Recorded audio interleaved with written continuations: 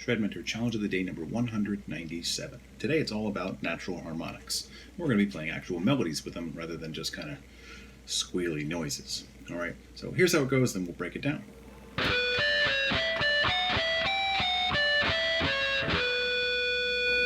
Okay, pretty simple, it's straightforward, but I'm basically taking advantage of the fact that in standard tuning, there's a B minor scale right in there. Right, and it's kind of located at the 3rd, 4th, and 5th fret harmonics of your 6th, 5th, 4th, and even 3rd string.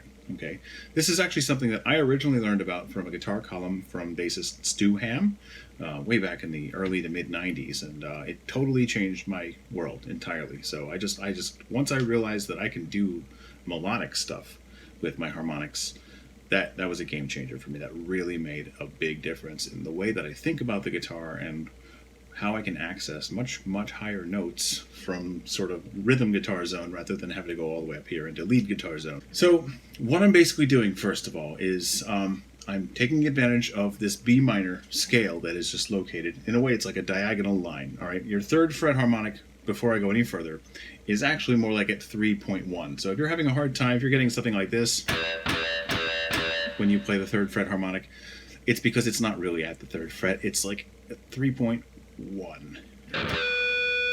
Okay? If you touch it in the right spot and get your finger out of the way in time, you should actually be able to get quite a bit of sustain on that note.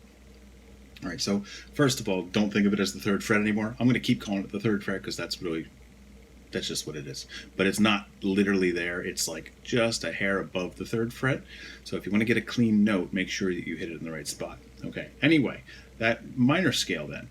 Think of it, think of it as the 3rd fret, 4th fret, and 5th fret. I'm going diagonally across the strings though. So 6th string, 5th string, 4th string.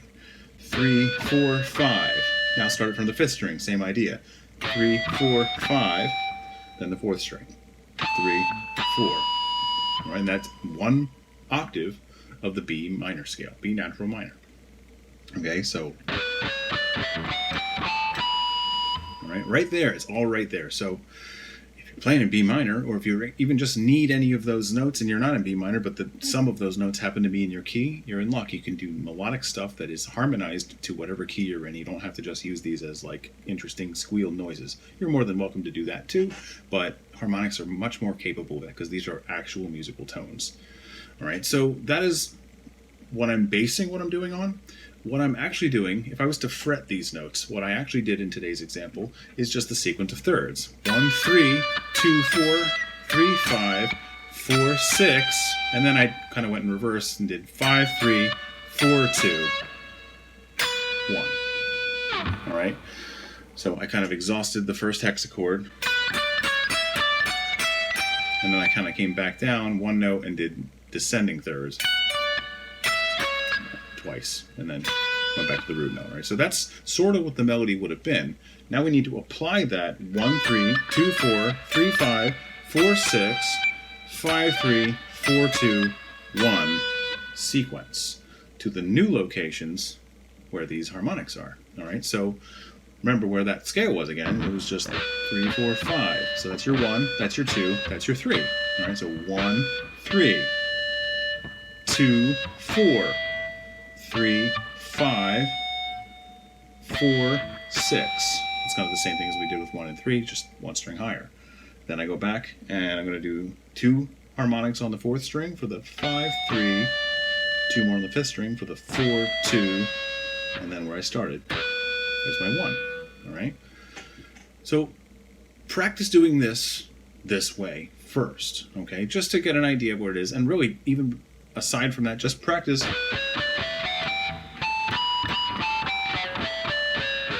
just playing up and down that scale in this way. Get used to the touch, how light it needs to be. Get used to getting your finger off the string after you've plucked it. Get used to the exact spot where it gets the cleanest note, which means experiment. Find out where is too far that way. Where's too far that way? Find the exact spot so that you can just pinpoint it like that. So just practice going up and down that scale so you really just inherently know where the scale tones of that scale are. If you have a 7 string, then you also have an F sharp minor scale.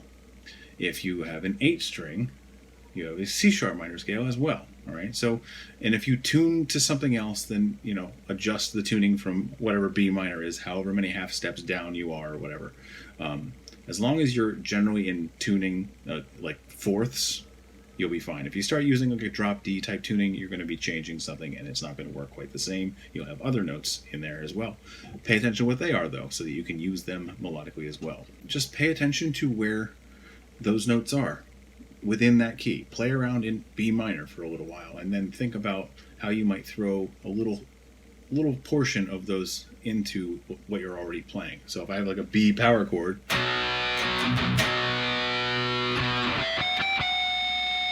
and a G chord,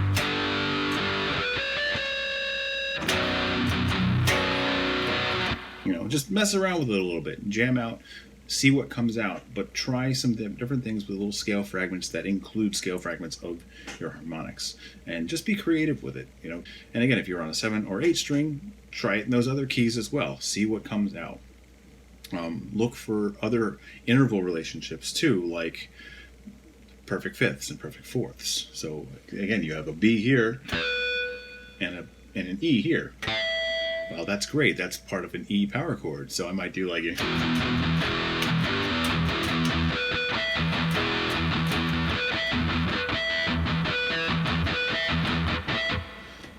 so I might play off of the E minor aspect of,